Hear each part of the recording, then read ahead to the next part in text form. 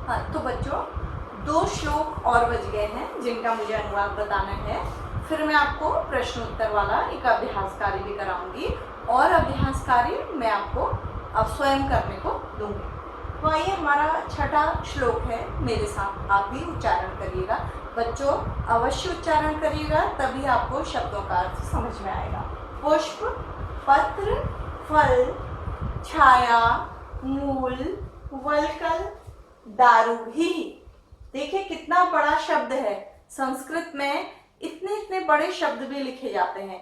बच्चों संस्कृत का पाणिनि की एक व्याकरण की पुस्तक है अष्टाध्यायी, उसमें भी शब्दों को लिखने के सूत्र दिए गए हैं। और एक कादंबरी है, बहुत पुरानी पुस्तक बाण की लिखी हुई, तो उसमें कहते हैं कि इतने बड़े बड़े शब्द लिखे हुए हैं कि हम उनको सामान्य लोग पढ़ ही ना पाए। तो ये देखिए शब्द आपका पूरी लाइन का शब्द एक साथ लिखा हुआ है। अगली लाइन पर आइए। धन्या महिरुहा येषाम विमुख यान्ति न अर्थिनः। तो पुष्प, फूल, पत्र, पत्ता, फल, छाया, जड़, छाल, दारू भी, लकड़ी के द्वारा। धन्य मतलब वृक्ष हमको इतनी वस्तुएं प्रदान करते हैं। धन्य धन्य है। मही रुहा, मही मतलब बेटा पृथ्वी, रुहा वृक्ष, ये शाम जिनसे, विमुखम लौटकर, यान्ति जाते हैं, नहीं, अर्थिनः चाहने वाले या मांगने वाले। तो पूरा अर्थ हो गया। पहले हम इस लाइन का अर्थ ले लेंगे। धन्य हैं वे पृथ्वी पर उगने वाले वृक्ष जिनसे याचक कभी भी विमुख होकर या निराश होकर नहीं लौटते हैं, क्योंकि वृक्ष उन्हें पुष्प देते हैं, पत्ते देते हैं, फल, छाया, जड़, छाल और लकड़ियां प्रदान करते हैं। इस तरह से भी लिख सकते हैं हम इसको, और क्रम को उलट भी सकते हैं कि जो वृक्ष धन्य है, ऐसे वृक्ष जो पुष्प, पत्ते, फल, छाया, जड़, छाल और लकड़ियां देते हैं, जिनसे निराश होकर कोई भी व्यक्ति लौटता नहीं है।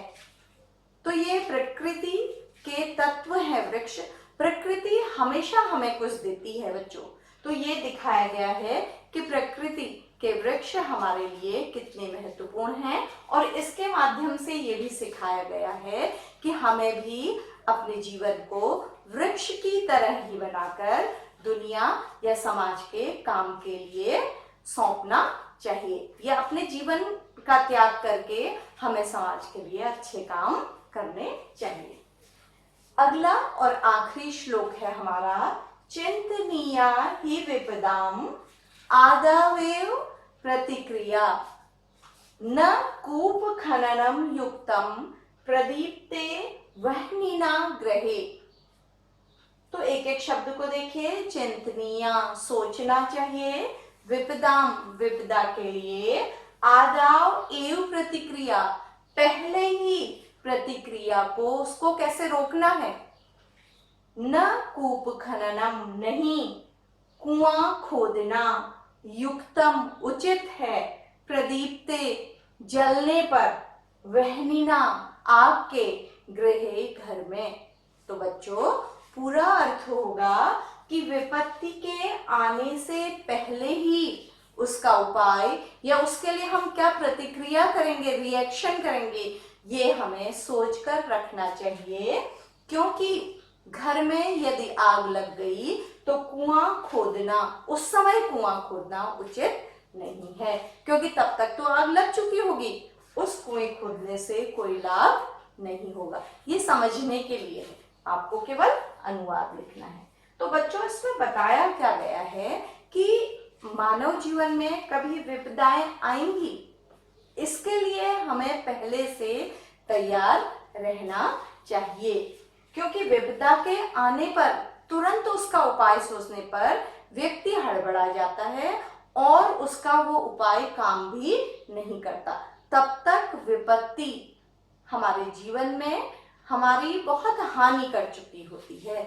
इसलिए आपको बताया जा रहा है कि जीवन में केवल अच्छे परिणामों के लिए हमें तैयार नहीं होना चाहिए, बल्कि जीवन में कभी विपत्ति भी आएगी, उसके लिए हमें हमेशा तैयार होना चाहिए। तो इस पाठ का अनुवाद हो गया है। अब मैं आपको इसका एक्सरसाइज, आपकी प्रश्न में एक्सरसाइज आपकी है 3, वो आपको करनी होगी। जो एक्सरसाइज 2 है वो आपको अपने आप करनी होगी। एक्सरसाइज 2 को आप खुद करेंगे। पहली है केवल श्लोकों का उच्चारण करना, तो वो तो आप मेरे साथ कर ही रहे हैं, एक बार और कर लीजिएगा। दूसरी एक्सरसाइज आप खुद करेंगे। तीसरा मैं आपको लिख के बता रही हूं, उसको देखिएगा। हमारा पहला प्रश्न है व्यसनिनः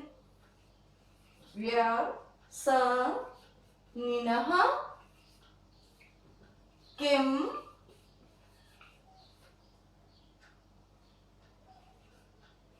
नश्यन्ति।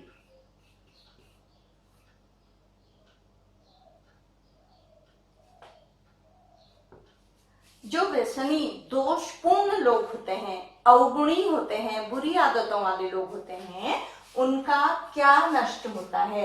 तो संस्कृत में बेटा क्वेश्चन अगर बड़ा करना हो, ये तो एक पद का उत्तर है, आपको इसको एक पद का आंसर देना है। लेकिन अगर बड़ा भी हो तो आपको केवल क्वेश्चन मार्क शब्द जो होता है उसको हटा देना होता है, देखिएगा, और यहाँ पर आपको अपना उत्तर लिख देना होता है। तो आपको यहाँ पर क्या करना है, व्यसनिनः विद्या फलम नश्यन्ति। तो जो अवगुणी होते हैं उनकी विद्या का फल नष्ट होता है। जो व्यसनी लोग होते हैं वो अपने विद्या के फल को क्या कर देते हैं, नष्ट कर देते हैं। तो आपने केवल एक शब्द बदला और आपका उत्तर हो गया। आपका दूसरा उत्तर है कस्य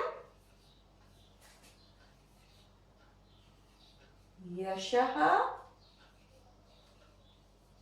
नश्यति। तो आपको क्या हटाना है, कस्य, और यहां पर क्या लिख देना है आपको, लुब्धस्य। प्रश्न में पूछा गया है कि किसका यश नष्ट होता है, तो आपको आंसर लिखना है लोभी का यश नष्ट होता है। तो आपको केवल इस क्वेश्चन मार्क शब्द को हटाना है। और एक ध्यान और दीजिएगा कि जो क्वेश्चन मार्क शब्द होते हैं वो हमेशा क से आरंभ होते हैं। ज्यादातर आपने पहले भी देखा होगा के, कानी, किम, तो इसी तरह के होते हैं, उनको हटा देना होता है। आपका तीसरा प्रश्न है बच्चों, मधुमक्षिका किम जनयति। मधुमक्षिका किम जनयति। तो आप बताइए क्या हटाना है, किम, और यहां पर क्या लिखना है, केवल माधुर्यम। क्या पढ़ा था हमने कि मधुमक्खी कड़ुए और मधुर रस को लेकर मधुरता उत्पन्न करती है, किस रूप में, शहद के रूप में। ठीक है, तो अब चौथा प्रश्न है हमारा, मधु सूक्तम रसम के सृजन्ति। मधु सूक्तम रसम के सृजन्ति। तो यहां पर भी आप बताइए किसको हटाना होगा हमको, केवल क वाले क्वेश्चन मार्क शब्द को। तो क्या लिखना होगा, संता। बस हमारा उत्तर हो गया। अब आपका 5वां प्रश्न है, इसको आप अपने मन में खुद भी सोचिए। अर्थिनः केभ्यः विमुखा नयान्ति।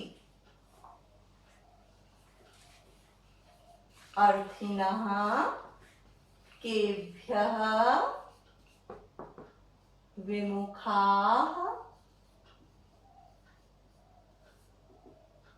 न यान्ति। चाहने वाले या याचक किससे निराश होकर लौटते नहीं हैं। तो बच्चों किससे निराश होकर नहीं लौटते हैं? केवल आपको क्या हटाना होगा, ये शब्द और क्वेश्चन मार्क, यहां विराम करना होगा और लिखना होगा वृक्षेभ्यः, वृक्षों से। तो केभ्य की जगह पर आपको क्या लिखना होगा? वृक्षेभ्य। और एक चीज ये भी देखिएगा कि आपके क्वेश्चन मार्क शब्द की जो वचन और विभक्ति है, वही वचन और विभक्ति आंसर वाले शब्द की भी है। तो आपको याद ही नहीं करना है, केवल हिंदी में भी आप याद कर लेंगे। अगर आपको कठिन लगता है तो एक एक शब्द याद करके आपके ये आंसर हो जाएंगे। तो आपको इनको लिखित रूप में भी अपनी अभ्यास पुस्तिका पर करना है। तो आपको लिखने का काम हो गया है, शब्द अर्थ, श्लोकों का अनुवाद और ये एक्सरसाइज। इसके अतिरिक्त आप एक्सरसाइज 5 तक स्वयं हल करेंगे और पेंसिल से अपनी बुक पर लिख लेंगे। तो बच्चों, आज का हमारा ये पाठ अब समाप्त होता है। आप इसकी पुनरावृत्ति करेंगे और अभ्यास भी करेंगे।